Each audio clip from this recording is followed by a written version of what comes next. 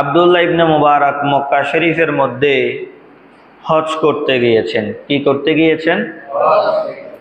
তিনি মকামে ইব্রাহিমের মাঝামাঝি অবস্থানে ঘুমিয়ে পড়েছেন। ঘুমের মধ্যে সে প্রাণাধিক প্রিয় নবীর দিদারে ধন্য হয়ে গিয়েছেন। সুবহানাল্লাহ। তার ঘুমের ঘরে আমার নবী চলে এসেছেন। সুবহানাল্লাহ।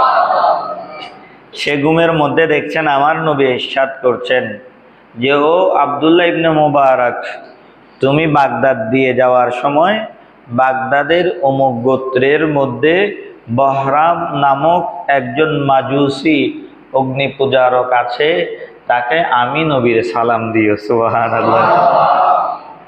নবীর সালাম পৌঁছানোর জন্য বলছে অগ্নি পূজারকের কাছে। কথা বুঝতেছেন?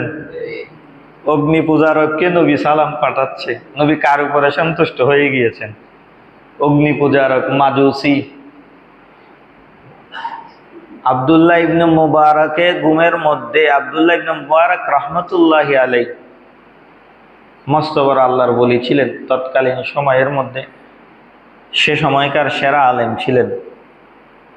তিনি মকামে ইব্রাহিমের মধ্যে ঘুমন্ত অবস্থায় দেখছেন আমার নবী তাকে নির্দেশ দিচ্ছেন, ও আব্দুল্লাহ ইবনে মুবারক, তুমি বাগদাদে যাওয়ার সময় অমুক গোত্রে বহরাম যেই লোকটা আছে তাকে আমি নবীর সালাম দিবা, আর তাকে বলবা আমার আল্লাহ তোমার উপরে সন্তুষ্ট হয়ে গিয়েছে।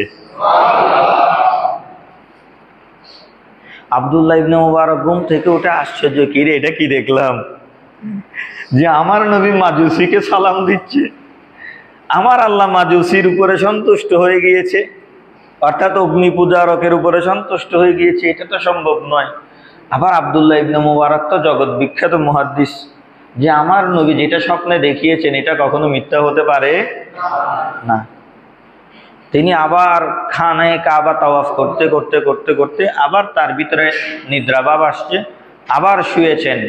দ্বিতীয়বার তিনি আবার একই স্বপ্ন দেখছেন, আমার নবী তার ঘুমের ঘরে চলে এসেছে, তাকে আবার একই ফরমান করছেন।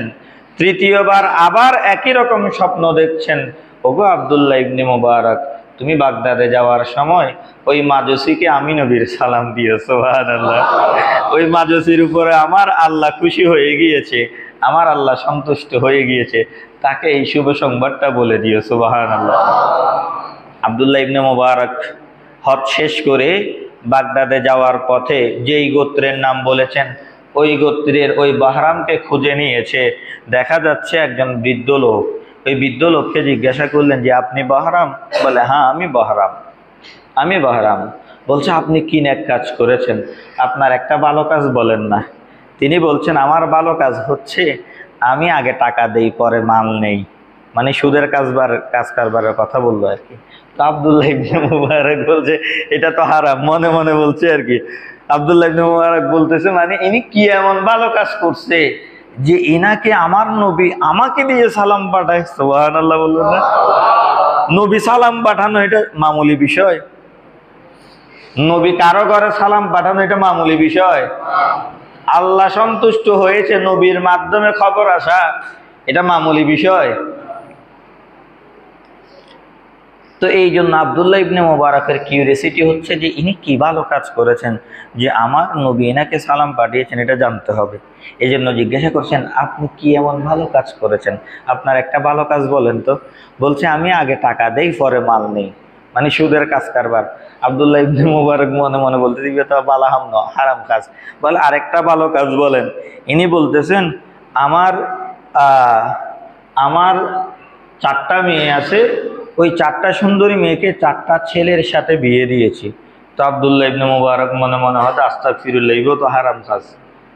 আমাদের শরীয়তে আপন বোনের সাথে ভাইয়ের বিয়ের বৈধতা আছে? ও দিছে। তো আব্দুল্লাহ ইবনে মুবারক আরেকটা ভালো কাজ বলেন। বলে যে, ওই দিন আবার আমি অলিমা করেছি, ওই দিন অলিমা করেছি যেদিন আমার 4 ছেলের সাথে 4 মেয়ের বিয়ে দিয়েছি। ওই দিন সমস্ত অগ্নি পূজারকদেরকে দাওয়াত দিয়েছি, তাদেরকে খাবার খাইয়েছি। তো আব্দুল্লাহ ইবনে মুবারক মনে মনে হয়তো ইবো কি ভালো হাম বুঝিস না, অগ্নি পূজারক হলরা খাবাইছে গিয়ে আরেকটান বালাহাজ হন, আমার আরেকটা মেয়ে ছিল, এটা অনেক সুন্দরী ছিল, ওইটারে আমি বিয়ে করছি, নাউজুবিল্লাহ। বহরাম বালাহাম হদে বহরাম কি কি ভালো কাজ করছে বলতেছে, বহরাম বলতেছে, এই যে আমার সবচাইতে সুন্দরী কৈশোরী, একটু দুরূদ শরীফ পড়েন, আল্লাহুম্মা সাল্লি।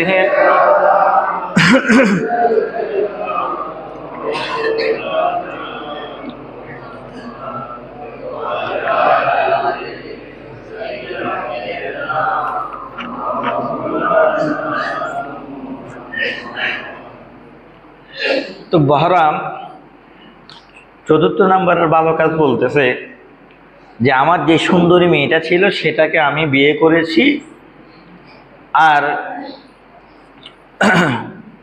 ওই দিনের বাসর রাতটাকে ওই অগ্নি পূজারকরা 1000 রাতের চাইতেও শ্রেষ্ঠ রাত হিসেবে উদযাপন করে, নাউজুবিল্লাহ।